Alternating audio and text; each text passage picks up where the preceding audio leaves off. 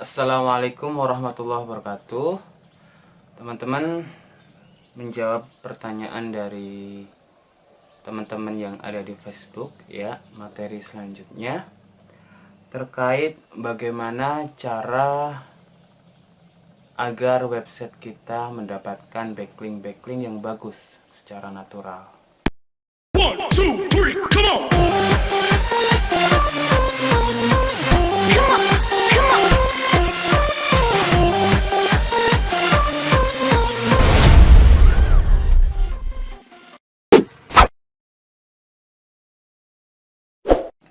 Assalamualaikum warahmatullahi wabarakatuh.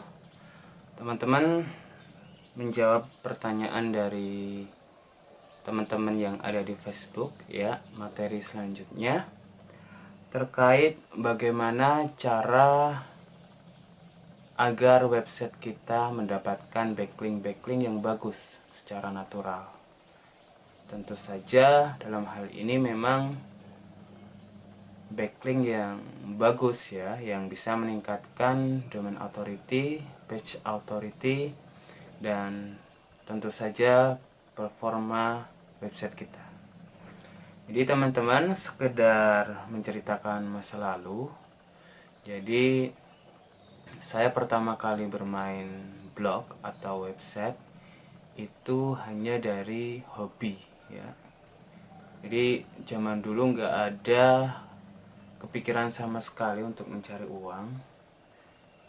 Jadi yang penting nulis aja ya, yang penting nulis, setiap hari nulis, sehari satu artikel 2000 kata.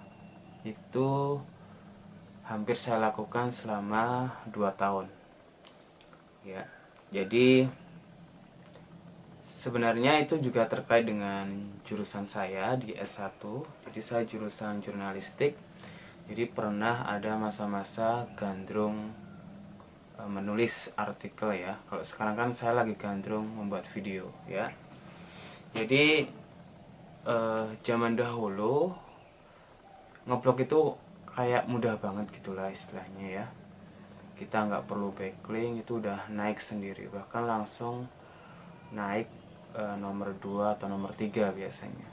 Dan itu pencarian bisa sekitar 10.000 ya. Keyword-keyword pendidikan, kemudian keyword-keyword yang umum-umum itu masih mudah banget. Nah kemudian setelah 1 tahun itu perkembangannya sangat-sangat cepat. Bahkan website yang nggak dioptimasi itu bisa jadi bisa langsung hancur ya visitornya. Nah oleh sebab itu, yang menjadi tips bagaimana agar kita mendapatkan backlink yang natural dari website berkualitas lainnya. Jadi yang pertama adalah kerjakan sesuai hobi. Jadi kalau saran saya, buatlah satu website atau blog yang itu benar-benar bagus dan untuk jangka panjang. Nah, jika sudah bagus dan benar-benar untuk jangka panjang, biasanya website ini menghasilkan dan bisa untuk bertahan.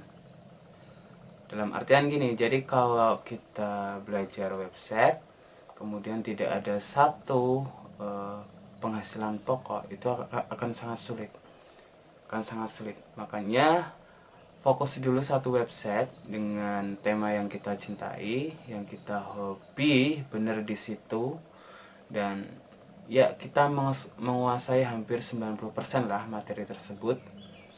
Kerjakan dengan sungguh-sungguh dan tulislah dengan kaidah atau metode artikel pilar.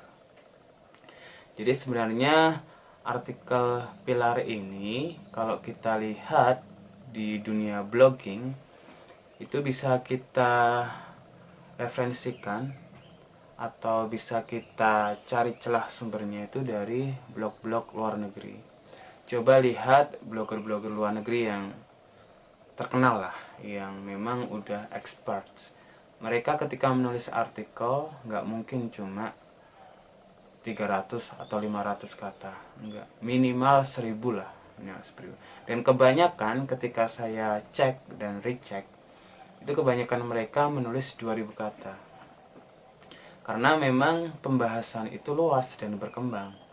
Misalnya tentang pengertian jurusan komunikasi.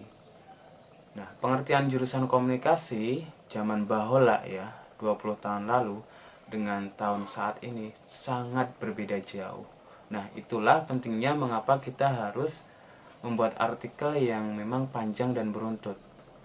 Kalau kita bisa menggunakan kaidah kronologi, kita bisa menggunakan artikel tersebut mulai dari pengertiannya ya. Kemudian dari tahun ke tahun, kemudian perkembangannya, kemudian analisisnya, kemudian respon, dan kemudian apa yang akan terjadi di masa depan dengan jurusan komunikasi. Nah, itu sangat luas bila kita bahas dengan gaya kepenulisan yang memang santuy gitu. Oleh sebab itu, tips yang pertama adalah kuasai niche atau tema blog yang akan kita bangun. Karena tanpa itu kita akan berhenti di tengah jalan akhirnya. Bahkan misal kalau kita tidak menguasai temanya atau niche-nya dan kita hanya memesan artikel di jasa penulis, itu nggak akan maksimal. Nah, usahakan ketika kita memesan artikel ke jasa penulis, kita benar-benar tahu runtutannya, apa yang akan dibahas. Kalau bisa, kita yang menentukan temanya, kita yang menentukan struktur artikel SEO-nya. Seperti itu. Harapannya apa? Agar semuanya tertarget. Nah, kalau artikel sangat berkualitas dan mengalir, itu sangat mudah untuk mendapatkan backlink dari website-website tinggi ya, seperti Hipwi, kemudian Detik, Liputan 6, kemudian web-web berita, dan web-web bagus lainnya. Oleh sebab itu, kuasai satu niche, kemudian tulis tema secara mendalam, seperti itu. Kemudian yang kedua, tips yang kedua itu terkait tampilan. Jadi semakin keren tampilan, maka semakin profesional juga orang akan menganggapnya. Oleh sebab itu, jangan lupa sertakan logo, kemudian gambar-gambar yang jernih.